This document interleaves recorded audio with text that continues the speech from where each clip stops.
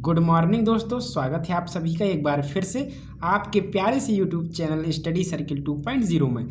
कैसे हैं दोस्तों आप सभी लोग? आई होप बहुत ही बढ़िया होंगे। दोस्तों हम लोग स्टडी कर रहे हैं अप्लाइड मैथमेटिक फर्स्ट, और अप्लाइड मैथमेटिक फर्स्ट में हम लोगों का चैप्टर नंबर 4 जिसका नाम है सारणिक यानी कि डिटरमिनेंट, ये हम लोगों का चल रहा है। और इसके मैंने 2 लेक्चर आप लोगों को प्रोवाइड भी कर दिए हैं, ठीक है। आई होप आप लोगों ने दोनों के दोनों लेक्चर्स देख भी लिए होंगे। और दोस्तों कहीं भी कन्फ्यूज़न हो, डाउट हो तो ज़रूर कमेंट करना। और अगर आपने दोनों के दोनों वीडियोस देख लिए तो बहुत ही अच्छी बात है, और अगर नहीं देखे तो प्लीज़ पहले उनको जाकर देखिएगा, तभी आप इस थर्ड लेक्चर में आइएगा। वरना बहुत से ऐसे पॉइंट्स होंगे दोस्तों जो आप लोगों को पता नहीं होंगे, ठीक है। पहले आप लोग क्या करिए, दोनों क्लासेस ज्वाइन कीजिए, अच्छे से पढ़िएगा, और जहाँ कन्फ्यूजन हो तो पूछ भी लेना, ठीक है। कमेंट कर देना या फिर टेलीग्राम पर आप कमेंट कर सकते हैं, ठीक है। वहाँ पर भी मैं रिप्लाई देने की पूरी कोशिश करूँगा। दोस्तों आज का जो तीसरा लेक्चर है हम लोगों का, इसमें आज हम पढ़ेंगे सारणिक में जो है हम लोग उपसारणिक या लघु घटक कैसे निकालते हैं, ठीक है। कोई भी कंपोनेंट अगर आपका दिया गया है पूरे के पूरे डिटरमिनेंट में, उस कंपोनेंट का दोस्तों हम लोग उपसारणिक या लघु घटक, जिसे हम लोग इन दोनों को हम बोलते हैं दोस्तों माइनर्स, ये कैसे फाइंड करते हैं, ठीक है ना। सारणिक में, सारणिक का नहीं दोस्तों, सारणिक में कर लीजिए। यहाँ सारणिक में हम लोग उपसारणिक या लघु घटक कैसे निकालते हैं, ठीक है ना। हाउ टू फाइंड माइनर्स, ठीक है, ये हम लोग सीखेंगे। पहले हम द्वितीय कोटि में देखते हैं, फिर हम आपको तृतीय कोटि के जो सारणिक होते हैं उनमें लेकर आपको सिखाएंगे, ठीक है। पहले आप लोग दोस्तों हेडिंग लगा लीजिए द्वितीय कोटि के लिए, यानी कि जिसमें 2 पंक्ति हो और 2 स्तंभ हो, ठीक है। द्वितीय कोटि के लिए, द्वितीय कोटि के लिए, ठीक है। अब द्वितीय कोटि का मतलब क्या है? ऐसा सारणिक जिसमें m इंटू एन की वैल्यू समान है, यानी कि 2 इंटू 2 है, राइट। ये आपका द्वितीय सारणिक का हो गया, मतलब 2 आपकी पंक्ति हैं और 2 आपके स्तंभ हैं। ये आपका पंक्ति बताता है और ये आपका स्तंभ बताता है। एग्जाम्पल क्या होगा दोस्तों आपका? A1 B1 A2 B2, ये आपका द्वितीय कोटि का क्या होगा? डिटरमिनेंट हो गया। अगर इस डिटरमिनेंट में दोस्तों आपके पास 4 क्या हैं? कंपोनेंट्स हैं। इस डिटरमिनेंट के 4 कंपोनेंट्स हैं, और आपसे किसी भी कंपोनेंट्स का अगर माइनस पूछ लिया जाता है तो वो क्या होगा दोस्तों? एक्चुअली माइनस होता क्या है पहले तो ये समझ लीजिएगा। दोस्तों माइनस क्या होता है कि किसी भी डिटरमिनेंट का, किसी भी कंपोनेंट का जो माइनस होता है वो वह वैल्यू होती है जब हम उस कंपोनेंट्स को हटा दें जिसका हमें माइनर निकालना है, तो बाकी की जो बची हुई वैल्यू होती है वो हमारी क्या कहलाती है दोस्तों? माइनर्स कहलाती है, यानी कि उपसारणिक या लघु घटक कहलाती है उस कंपोनेंट का, ठीक है। जैसे अगर हम यहाँ पर अगर A1 का माइनस निकालें, ठीक है ना, A1 का, ठीक है। यहाँ मैं लिख रहा हूँ ब्रैकेट में A1 लिख दूंगा, माइनस किसका? A1 का। A1 का माइनस क्या होगा दोस्तों? आपको पहले तो वही मेथड यूज़ करना जो मैंने बताया था कि किसी भी कंपोनेंट को अगर आप बाहर रखेंगे, जैसे मैंने A1 को रखा, इसके सामने के सभी अवयव, इसके पीछे के सभी अवयव, इसके ऊपर के और इसके नीचे के सभी अवयव गायब हो जाएंगे, ठीक है ना। जैसा एक्सपेंशन में मैंने आपको ये ट्रिक बताया हुआ था, ठीक है ना। इसको एक एज अ ट्रिक के रूप में आप यूज कर सकते हैं। A1 का अगर आप लोगों को माइनस चाहिए तो आपका सामने वाला और नीचे वाला ये दोनों कंपोनेंट गायब हो जाएंगे, तो बचा क्या? B2। तो इसका जो उपसारणिक हो गया वो क्या हो गया? B2 हो गया। क्या हो गया दोस्तों? B2 हो गया। सपोज अगर आपको B1 का निकालना होता, ठीक है, किसका? B1 का निकालना होता, B1 का क्या हो जाता? B1 को निकालने से पहले इसके सामने के, इसके नीचे के ये A1 और B2 दोनों कंपोनेंट्स गायब हो जाएंगे, तो बचा क्या? A2। तो इसका जो माइनस हो जाएगा A2 हो जाएगा। इसी तरीके से अगर आपको A2 का निकालना है तो A2 का क्या हो जाएगा? A1 गायब हो जाएगा, B2 गायब हो जाएगा, बचा B1। तो आप समझे माइनस क्या होता है? माइनस एक ऐसी वैल्यू होती है जो कि हम जिस कंपोनेंट्स का निकालना चाह रहे हैं उस कंपोनेंट्स के बाद बची हुई जो वैल्यू होती है वो वैल्यू हमारी माइनस कहलाती है, ठीक है। लेकिन अब देखिए अगर आपको B2 का निकालना हो तो B2 का क्या आ जाएगा? B2 का निकालना तो इसके सामने A2 गायब, B1 गायब, बचा A1। तो ये आपके चारों के दोस्तों माइनस निकल आए, ठीक है। इस तरीके से आपको माइनस निकालना रहेगा जब अगर आपका 2 कोटि वाला यानी द्वितीय कोटि वाला आपका सारणिक दिया हो। ये द्वितीय कोटि वाला था, इसमें जो m और n की वैल्यू है दोस्तों वो 2 इंटू 2 है, ठीक है। इस तरीके से हम लोग माइनस निकालते हैं। चलिए अब एक एग्जाम्पल देख लीजिएगा, आप लोगों को और अच्छे से क्लियर हो जाएगा। जैसे कि एक एग्जाम्पल है, मान लीजिए आपका यहाँ दिया है 4 6 2 8, ठीक है। अब यहाँ आपसे बोला गया है A1 का माइनस निकालिए, ठीक है ना। यानी कि दोस्तों क्या निकालिए? आपका यहाँ लघु घटक हो सकता है या आपका सारणिक या उपसारणिक हो सकता है, ठीक है, दोनों चीज़ समझिएगा। अब A1 आपको पहचानना पड़ेगा कि A1 होता क्या है। A1 आपका ये वाला है, ठीक है, इसको ऐसे लिखते हैं ना, A1 V1 A2 B2, या तो ऐसा दे देगा या फिर बोलेगा 4 का उपसारणिक निकालिए, ठीक है, नंबर भी दे सकता है और ना भी दे। अगर ऐसा बोल दे A1 का माइनस, तो फिर क्या करेंगे, सो ये पहचानना जरूरी है कि ये आपका A1 होता है, ये B1 होता है, ये A2 ये B2 होता है। तो आपको निकालना A1 का यानी कि 4 का, तो यहाँ से हो जाएगा 4 का माइनस यानी उपसारणिक या लघु घटक। क्या हो जाएगा दोस्तों आपका, इसके नीचे का पूरा गायब कर दीजिए, सामने का गायब कर दीजिए, बचा आपका 8। सो इसका आंसर हो जाएगा 8 हो जाएगा, ठीक है। अगर आपको 2 का निकालना होता तो 2 का क्या हो जाता, 4 गायब 8 गायब 6 हो जाता, ठीक है, ये इसका माइनस हो गया, ठीक है ना। अगर आपको यहाँ पर 8 का निकालना होता तो 8 का जो माइनस होगा वो क्या हो जाएगा आपका 6 गायब, ऊपर का 2 गायब और 4 आपका आंसर हो जाता है, ठीक है। इस तरीके से आप लोग निकाल सकते हैं किसी भी द्वितीय कोटि के सारणिक का, ठीक है, बहुत इजी है, बस कुछ नहीं करना, ये आपको ट्रिक यूज करनी है। जिसका निकालना है उसके सामने के, उसके पीछे के, उसके ऊपर के, उसके नीचे के सभी आप कंपोनेंट्स गायब कर दीजिए और बची हुई वैल्यू जो होगी वो आपकी क्या हो जाएगी, आपकी दोस्तों उपसारणिक हो जाएगी, ठीक है, उपसारणिक, या हम इसी को एक दूसरे नाम से बताते हैं, जैसे मैंने बताया था लघु घटक, ठीक है। सो अगर हिंदी में आएगा तो लघु घटक करके आएगा, ठीक है, लघु घटक, ओके। और अगर अंग्रेजी में आएगा तो आपका माइनस करके आएगा। सो ये आप लोग समझ लीजिए, ये द्वितीय कोटि के लिए था। चलिए अब हम बात करते हैं तृतीय कोटि का। तृतीय कोटि का मतलब एक ऐसा सारणिक जिसमें 3 पंक्ति हो और आपके 3 स्तंभ हो, तो उसमें जो है हम लोग कैसे माइनस फाइंड करेंगे, चलिए देखते हैं दोस्तों। अब हमें देखना है तृतीय कोटि के लिए, राइट।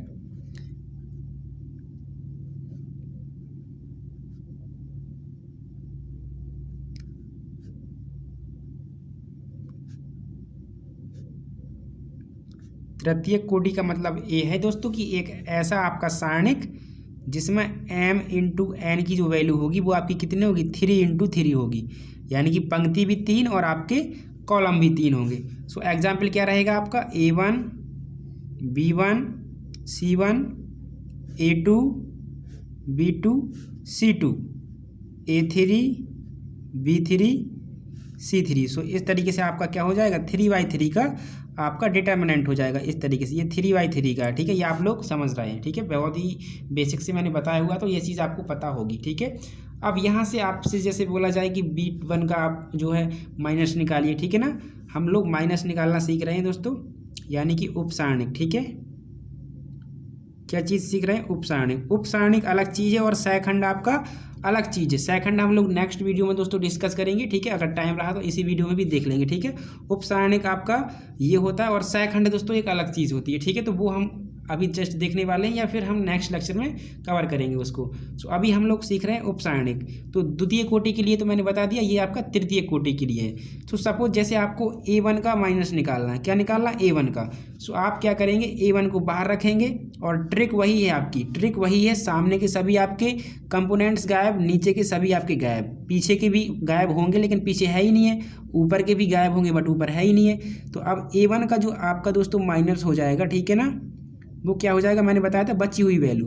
जब ये पूरा गायब हो गया, ये पूरा गायब हो गया, तो बचा आपका ये, क्या बचा आपका B2 C2 B3 C3, ये आपका बचा। तो इसकी वैल्यू कैसे निकलेगी, C3 B2 या B2 C3 और माइनस B3 C2, ये आपको क्वेश्चन में दी जाएगी। तो इस तरीके से आपका जो है A1 का, ठीक है, क्या जाएगा, उपसारणिक आ जाएगा। सपोज आपको B3 का निकालना होता, B3 का जो माइनस है वो क्या होगा, तो अब B3 का निकालना चाहते तो ये सारे कंपोनेंट्स गायब हो जाएंगे, ये सारे गायब हो जाएंगे, बचा क्या, A1 C1 A2 C2, A1 C1 A2 C2, ये 2 बचे आपके पास। तो यहाँ से इसका मल्टीप्लाई इससे करा दिया तो A1 C2 minus A2 C1 आ जाएगा, ओके, A2 C1। सो इस तरीके से आपका इसका आ जाएगा। अभी समझ लीजिए एग्जाम्पल, अभी जस्ट हम शो करेंगे तो वहाँ भी समझ लेना। अगर C2 का बोला जाता तो C2 का बोला जाता तो कैसे करते। अब अगर C2 का बोला जाता तो हम क्या करते दोस्तों, यहाँ सामने का ये सारा गायब कर देंगे, ऊपर का सारा गायब कर देंगे, तो बच्चा A1 B1 और आपका A3 B3, A1 B1 A3 B3।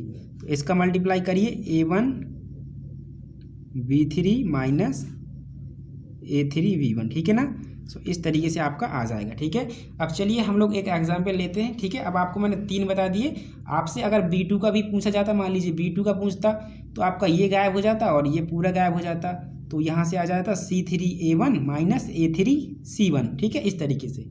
चलिए अब दोस्तों एक एग्जाम्पल लेते हैं, फिर उसको हम लोग बहुत ही अच्छी तरीके से समझते हैं। सो जैसा एक एग्जाम्पल है, मान लीजिए आपका बहुत ही ईजी एग्जाम्पल आता है। आपका है दोस्तों 1 2 3 5 6 7 8 9, ठीक है। क्या है 8 9 और 4 है, इस तरीके से।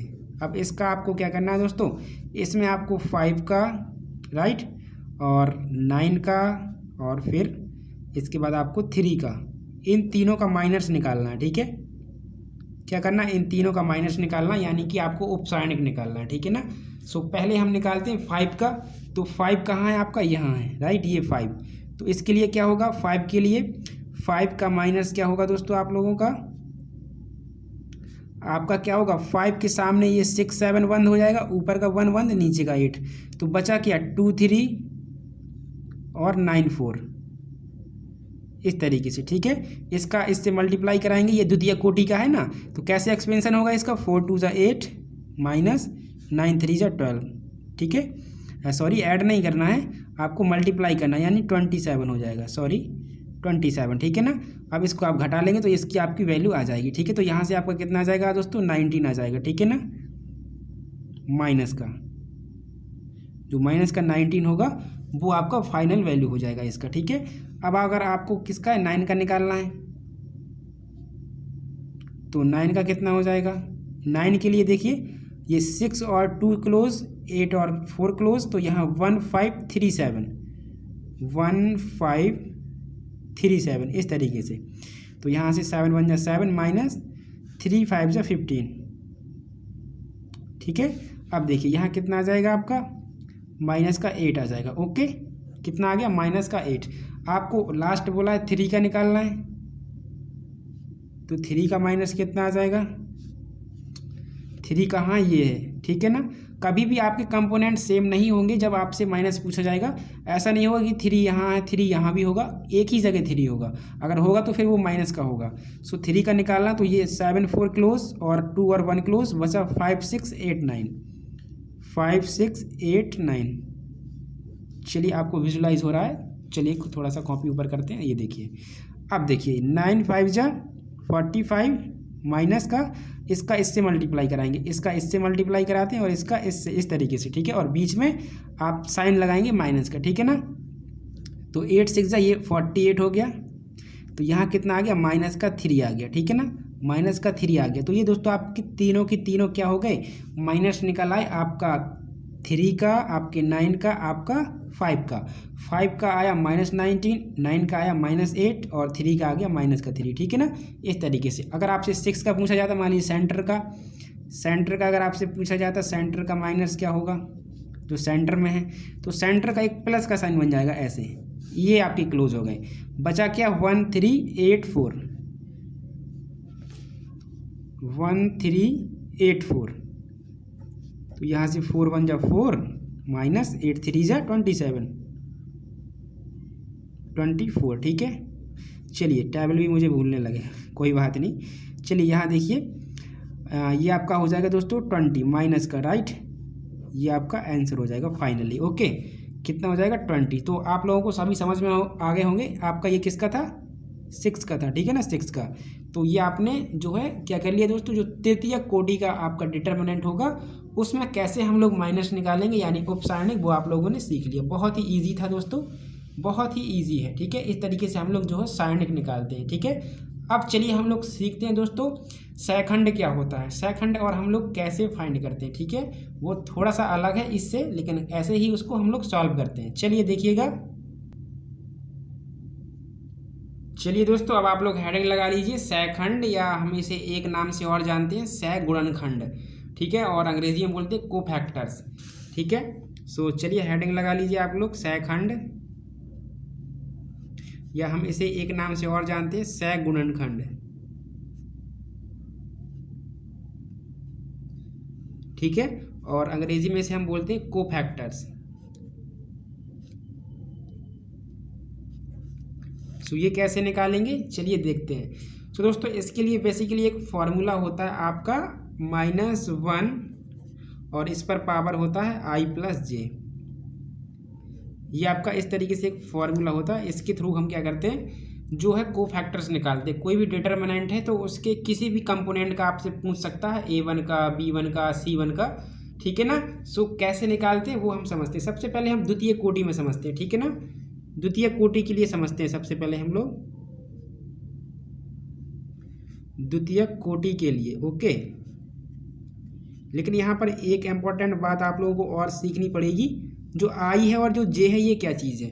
सो द्वितीय कोटि का मतलब क्या है आपका, m इंटू एन क्या होना चाहिए, 2 इंटू 2 होना चाहिए, यानी पंक्ति और स्तंभ ये दोनों बराबर हों और इनकी संख्या कितनी हो आपकी, 2 हो। तो ये आपका क्या कहलाएगा, द्वितीय कोटि का सारणिक कहलाएगा, ठीक है। यानी कि आपका होगा A1 B1 A2 V2, right. अब चलिए दोस्तों जब इसी डिटर्मिनेंट को हम लोग क्या करेंगे, इनकी पोजीशन के हिसाब से लिखेंगे। अभी जो आपके ये कंपोनेंट्स हैं A1 V1 A2 V2 ये अभी ऐसे ही लिखे हुए हैं, ठीक है ना। ये बताया गया है कि ये पहला है, ये इस तरीके से दूसरा है, बस। लेकिन इसकी पोजीशन के हिसाब से हम अगर इसको लिखें, पोजीशन के हिसाब का मतलब ये है कि ये जो आपका कंपोनेंट है वो आपका किस पंक्ति में है, आपका स्तंभ में है यानी कॉलम में है। इसके अकॉर्डिंग अगर इसे लिखेंगे तो वो फिर इसकी पोजीशन कहलाएगी, यानी उसके पोजीशन के अकॉर्डिंग आपने लिखा हुआ है, ठीक है। सो इसको हम कैसे लिखते हैं ये थोड़ा सा आप समझना। जैसे पहला अवयव है दोस्तों, तो पहला अवयव आप देख रहे होंगे कि आपका पहली पंक्ति में है और पहले क्या है, स्तंभ में है। सो पहली पंक्ति मतलब 1 और स्तंभ मतलब 1। हम लोग इस तरीके से कोई भी अगर आपका अवयव है, मान लीजिए x अवयव है, तो उसको i और j के फॉर्म में लिखते हैं, i इंटू j के फॉर्म में, ठीक है, यानी m और n के फॉर्म में लिखते हैं। जहाँ i दोस्तों आपका पंक्ति संख्या होता है यानी कि रो, और जो j होता है वो आपका होता है स्तंभ यानी कि कॉलम, ठीक है ना। सो कॉलम की संख्या j हम यहाँ साइड में लिखेंगे और उससे पहले लिख देंगे सफिक्स में उसकी पंक्ति की संख्या यानी कि रो की संख्या, ठीक है। तो जैसा कि पहला अवयव आपका जो A1 है वो दोस्तों पहली पंक्ति में आता है और पहले स्तंभ में आता है। सो पहली पंक्ति के लिए 1 और पहले स्तंभ के लिए आपका 1 हो जाएगा। और जो B1 है दोस्तों वो आपका पहली पंक्ति में है लेकिन दूसरे स्तंभ में है, सो B लिख देंगे। अब पंक्ति कौन सी है, तो पंक्ति तो पहली है यानी कि 1 ही रहेगा, और स्तंभ कौन सा, पहला स्तंभ, दूसरा स्तंभ तो दूसरे स्तंभ के लिए 2 लिखेंगे। ये पोजीशन के अकॉर्डिंग हम लोग जो है क्या कर रहे हैं, इसको लिख रहे हैं, ठीक है। जो भी आपके यहाँ पर अवयव है उनको हम लोग क्या कर रहे हैं दोस्तों, उनकी पोजीशन के अकॉर्डिंग लिख रहे हैं। तो अगर A2 को लिखेंगे तो कैसे लिखेंगे, A हमने रख दिया, ठीक है। और A2 क्या है दोस्तों, आपका पहली पंक्ति दूसरी पंक्ति में है तो यहाँ 2 हो जाएगा, ठीक है। और पहले स्तंभ में है तो 1 हो जाएगा। पंक्ति पहले आती है, स्तंभ बाद में आता है, ठीक है। इसके बाद देखिए अगर B2 को हम लोग लिखेंगे तो क्या होगा, B इस तरीके से लिख दीजिए। जो B2 है दोस्तों वो पहली दूसरी पंक्ति में है और स्तंभ कौन सा है, पहला दूसरा यानी दूसरा स्तंभ है। सो इस तरीके से हम इनकी पोजीशन शो करते हैं, ठीक है। अब आपको इजीली कैसे याद करना है, आपको याद करना A11 A12 A13 इस तरीके से। फिर B का अगर नीचे V का आ रहा है आपका A का आ रहा है तो अब यहाँ क्या होगा आपका, यहाँ से दोस्तों क्या हो जाएगा A21 A22 A23 इस तरीके से। फिर नीचे A31 A32 A33 इस तरीके से हम लोग इसको लर्न करेंगे, ठीक है। हालांकि ये आपका तृतीय कोटि का हो गया, ये वाला आपका तृतीय कोटि का हो गया, तृतीय कोटि के लिए। तो आपको समझ में आ गया, ये द्वितीय कोटि के लिए था लेकिन अभी मैंने जस्ट तृतीय कोटि का भी बता दिया। तो ऐसे याद करेंगे A11 A12, ठीक है। पहली पंक्ति है तो 1 आपको आगे लगा देना, फिर 1 2 3 इस तरीके से बढ़ते जाना, यानी A11 A12 A13। और फिर दूसरे में आ गए तो 2 से स्टार्ट होगा यानी A21 A22 A23। और 3 में आएंगे तो 3 से स्टार्ट होगा यानी A31 A32 A33 इस तरीके से, ठीक है।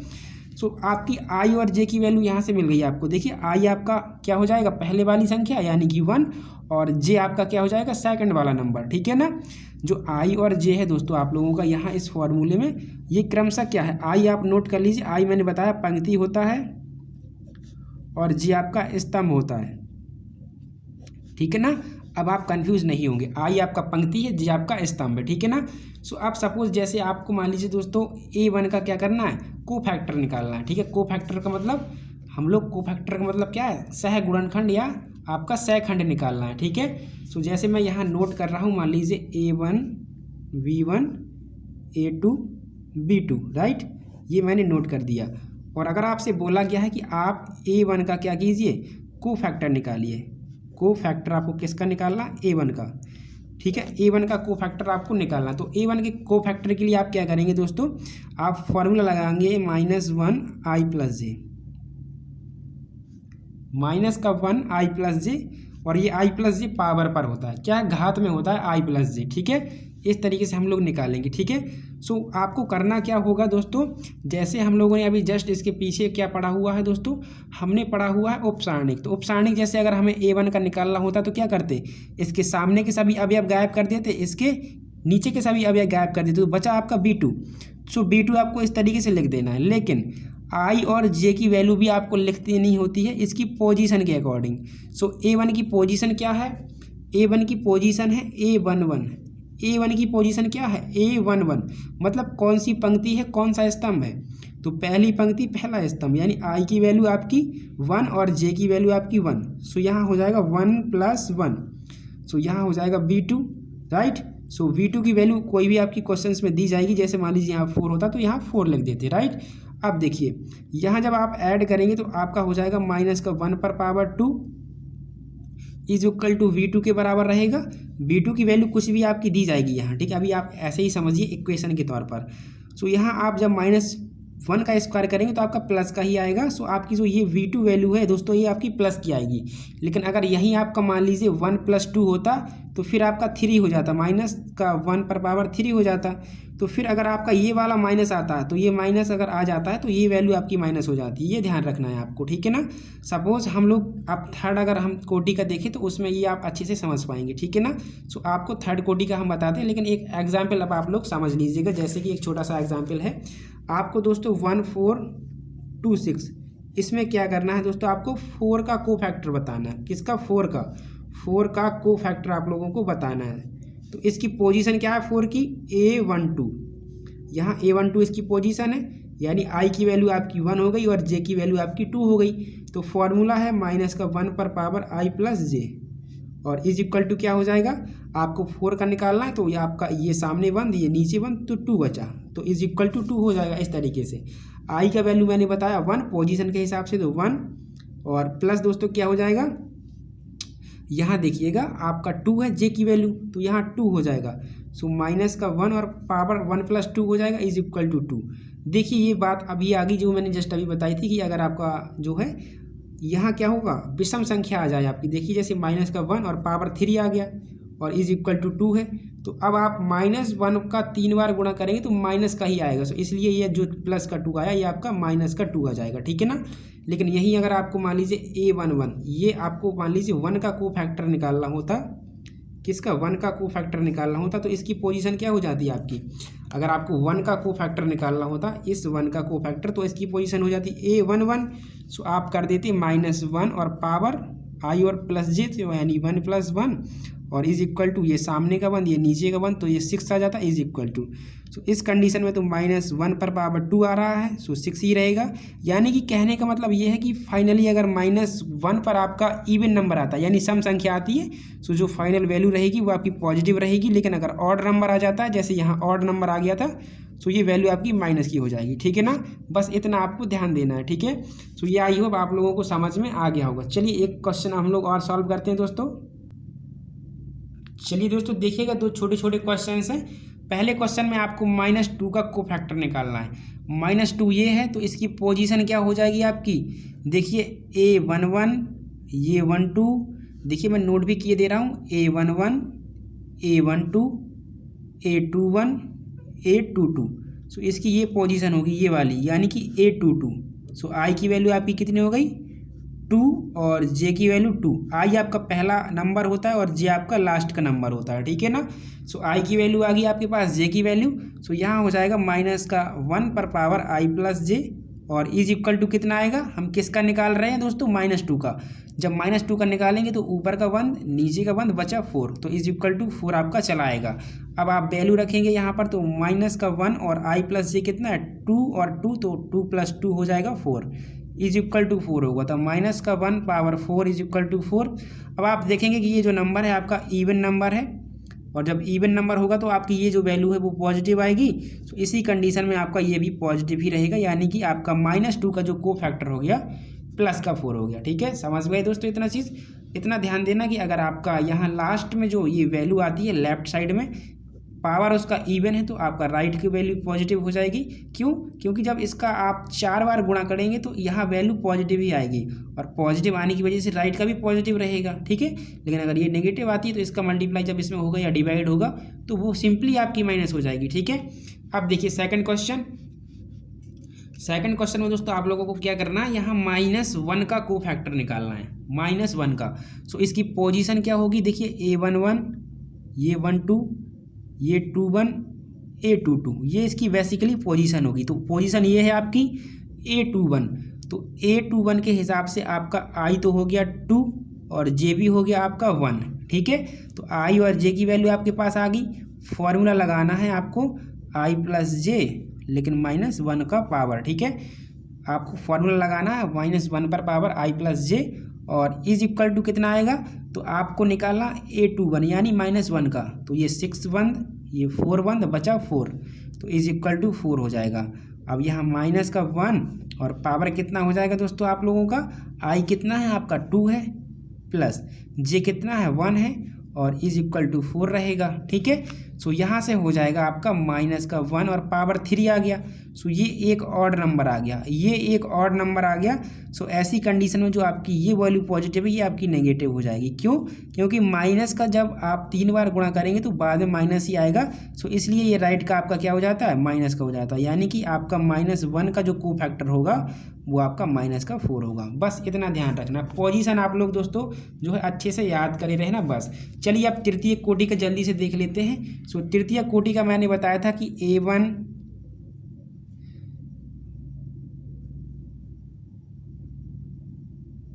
B1, C1, A2, B2, C2, A3, B3, C3, इस तरीके से आपका तृतीय कोटि का होगा। यहाँ B1 है, देख लीजिए। ठीक है ना, सो पहले तो मैं इनकी पोजीशन नोट कर देता हूँ। इसकी पोजीशन क्या होगी, A11, A12, A13।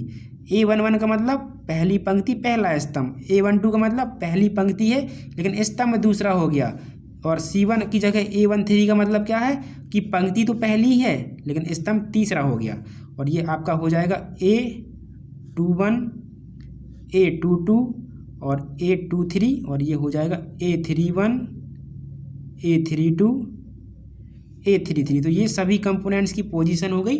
ठीक है, ये आपको याद रखना है, पोजीशंस में कन्फ्यूजन मत होइए। ठीक है, अब जैसे आपको मान लीजिए यहाँ पर निकालना है दोस्तों A2 का को फैक्टर, किसका, A2 का को फैक्टर। सो A2 का को फैक्टर निकालना, सो इसके सामने के सभी आप कंपोनेंट्स बंद कर दीजिए, ऊपर और नीचे के सभी कंपोनेंट्स बंद कर दीजिए। सो बचा क्या, B1 C1, B3 C3। सो B1 को ऐसे लिख लीजिए, C1 को यहाँ लिख लीजिए, B3 को नीचे लिख लीजिए और C3 को नीचे लिख लीजिए। राइट, पहले तो इसका पूरा आप लोग सॉल्यूशन निकाल लीजिए इस तरीके से, और फॉर्मूला वही है आपका -1 और इस पर पावर I प्लस J। बस अब इक्वल में आपका ये रहेगा B1 C1 B3 C3, इस तरीके से। ठीक है ना, और आप इसको पूरा सॉल्व कर लेंगे। कैसे सॉल्व करेंगे आप इसको, V1 C3 और B3 C1 के हिसाब से, तो कुछ ना कुछ वैल्यू आपकी यहाँ आएगी। लेकिन यहाँ देखना होता है कि लेफ्ट में जो पावर आ रही है वो इवन नंबर आ रही है या ऑड नंबर। सो वैल्यू आपकी क्या आएगी देखना, I और J आपका किसका निकालना था, A2 का। तो A2 की पोजीशन है 2 1, यानी कि 2 + 1, तो आपका वैल्यू सिंपली इवन नंबर नहीं है, ऑड नंबर है, यानी विषम संख्या है।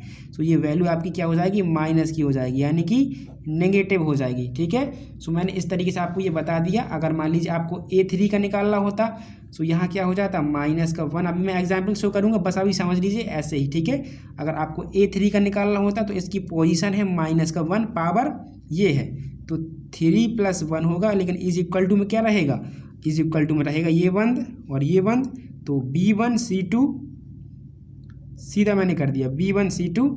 देखिए B1 C2 B2 C1, इसको कैलकुलेट कर लेंगे तो वैल्यू आपकी आ जाएगी। चलिए अब एक एग्जाम्पल देखते हैं तो उससे आपको सारी चीज़ें क्लियर हो जाएंगी। दोस्तों ये रहा आप लोगों का क्वेश्चन, और इस क्वेश्चन में दोस्तों आप लोगों को बताना है 1, 5 और 9 का कोफैक्टर, ठीक है ना। किस किस का, 1 का बताना है, 5 का बताना है और 9 का। सो इनकी पोजीशन क्या होगी ये आपको रफली याद रखना है, ठीक है। ये आप बुक में नहीं नोट करेंगे या आप अपने क्वेश्चन पेपर में नोट नहीं करेंगे। ये आपका A11 है और ये आपका A12 है, ये A13, A21, A22, A23, A31, A32, A33, ये इसकी पोजीशंस होती हैं सभी के सभी कंपोनेंट्स की। सो आपको निकालना है दोस्तों A11 वाला 5, A22 वाला 9, A33 वाला, ठीक है। सो पहले हम निकालते हैं 1 का कोफैक्टर। किसका? 1 का कोफैक्टर। आप अगर हिंदी मीडियम से हैं तो सहखंड या सहगुणनखंड भी लिख सकते हैं, 1 का कोफैक्टर, ठीक है। सो 1 का कोफैक्टर जब निकालेंगे तो ये नीचे का सभी बंद और ये सामने का सभी बंद, तो यहाँ से हो जाएगा 5869 इस तरीके से। और ये लेफ्ट में किसके इक्वल रहेगा ये आपको ध्यान देना, आपका इक्वल रहेगा -1 i + j, और फिर राइट में करना है 5689 इस तरीके से, ठीक है। तो आई जे की वैल्यू क्या है? -1 के लिए यहाँ +1 के लिए आपका 1 आई का वैल्यू 1 तो माइनस का आई 1 + 1 और ये हो जाएगा 9 × 5 45 माइनस का 8 × 6 48 और यहाँ वैल्यू अब आप ऐड करेंगे तो प्लस ही आएगा, -1 पर पावर +2 और यहाँ घटाएंगे तो माइनस का 3 आ जाएगा। सो फाइनली वैल्यू यही रहेगी क्योंकि यहाँ आपका ये जो पावर है दोस्तों प्लस का आ रहा है। सो वैल्यू आपकी वही रहती है जो वैल्यू है, ठीक है। लेकिन अगर यहाँ आपका क्या आ जाए, देखिए अगर आपका इवन नंबर आ रहा है सो नो चेंज, अगर आपका ऑड नंबर आ रहा है तो आप क्या करेंगे, इसका साइन चेंज कर देंगे, ठीक है, जस्ट अपोजिट, ठीक है। इतना ध्यान रखना होता है। सो ये आपका था दोस्तों किस चीज़ का, आपका था ये 1 का। 5 का निकालना यानी इसका, तो इसकी पोजीशन आपकी A22 है, यानी आई और जे की वैल्यू आपके पास 22 है। सो यहाँ से फॉर्मूला क्या रहेगा, फॉर्मूला अब आप लोगों का रहेगा किसके लिए, 5 के लिए, 5 का कोफैक्टर। तो 5 का कोफैक्टर हो जाएगा -1 और i + j और इसका वैल्यू क्या निकलेगा आपका 5 का। तो 5 का वैल्यू जब हम लोग निकालेंगे यहाँ से 5 का, तो ये आपका देखिए ये पूरा बंद हो जाएगा, ये ऊपर से ये पूरा बंद, तो 9 1 9 -37 आप लिख भी सकते हैं। चलिए मैं नोट ही कर देता हूँ पहले, तो 17 और ये 39 ये मैंने नोट कर दिया, राइट। अब आप मल्टीप्लाई करा लीजिए, ठीक है। सो यहाँ से कितना आ जाएगा, 9 1 9 माइनस का 7 3 21 और यहाँ आई जे की वैल्यू कितनी है आपकी 22, आई और जे की वैल्यू 22 है, ठीक है। सो यहाँ से क्या आ जाएगा आपका माइनस का आई पर पावर 2 + 2। सो यहाँ से आपका कितना आ जाएगा दोस्तों, आप घटा लीजिए, पहले इसको ऐड कर लेते हैं, तो ये आपका 4 हो गया, ठीक है। और इसको जब हम लोग घटाएंगे दोस्तों तो कितना आ जाएगा आपका 11 आ जाएगा, ठीक है ना, 11 12 आ जाएगा, ठीक है, 12 आ जाएगा आपका, और वो भी माइनस का, ठीक है। तो ये आपका माइनस ही रहेगा क्योंकि जो पावर आपकी आई हुई है दोस्तों ये वाली, वो पावर आपकी क्या है दोस्तों, पॉजिटिव है, सॉरी आपका एक इवन नंबर है, ठीक है ना। सो इसीलिए ये आपका क्या रहेगा, वैल्यू सेम रहेगा, -12 का 12 भी रहेगा। तो हमने ऐसे नंबर लिए जो सारे के सारे आपके पॉजिटिव ही आ रहे हैं, ठीक है, और वो भी इवन नंबर। तो ऐसा करते हैं, हम कोई एक अलग लेकर देखते हैं, जैसे कि अब अगर हम 9 का निकालेंगे तो वो भी बिल्कुल सिंपल है, 3 + 3 हो जाएगा। चलिए हम A31 का निकालते हैं, यानी कि हमें निकालना अब +3 का।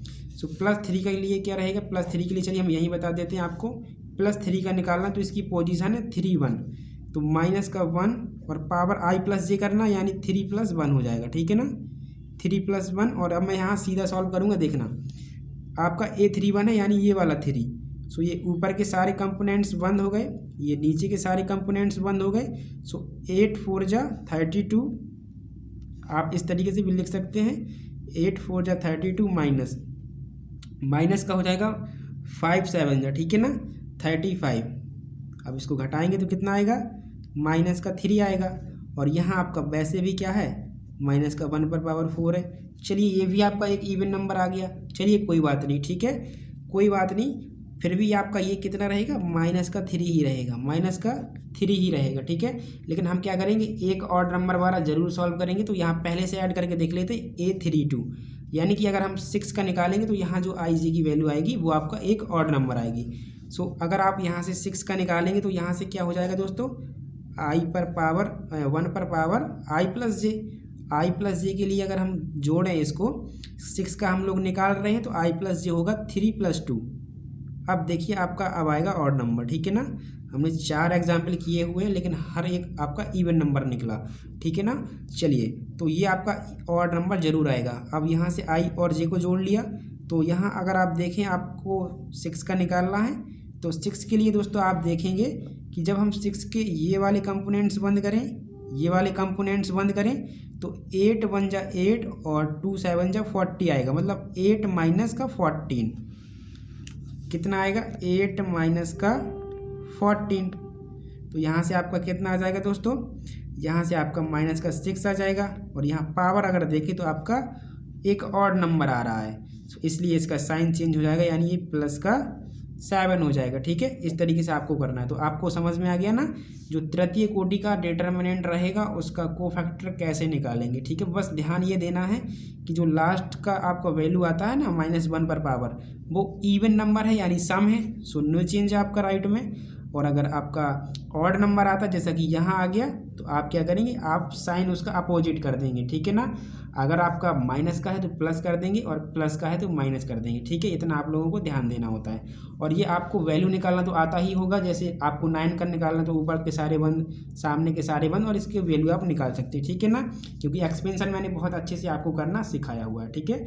सो चलिए दोस्तों, वीडियो कैसा लगा कमेंट बॉक्स में ज़रूर बताना और दोस्तों के साथ भी शेयर कर देना, ठीक है। चलिए दोस्तों, मिलेंगे अब हम लोग नेक्स्ट वीडियो में। Thank you and thanks for watching.